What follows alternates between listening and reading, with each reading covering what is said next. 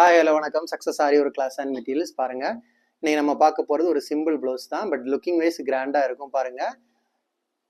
Zari, sugar bead, stone chain, அகன் sugar bead, அப்புறம் வந்து புடவைட கலருக்கு ஸ்டோன் பேஸ்ட் பண்ணிக்கிறோம். ஃபுல்லாகவே புட்டாஸ் ஒர்க் பண்ணியிருக்கிறோம் பாருங்க. ஒர்க் ஈவனாக இருக்கும், பார்க்கறதுக்கு செம்ம லுக்காக இருக்கும். ஸோ பாருங்க கைஸ், இதான் அதோட புடவை.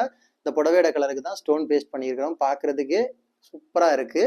அப்படியே பார்த்துக்கிட்டிங்கன்னா ஃப்ரண்ட் நெக்கு சேம் பேட்டர்ன் தான், புட்டாஸ் ஒர்க் கொடுத்துருக்குறோம் பாருங்க.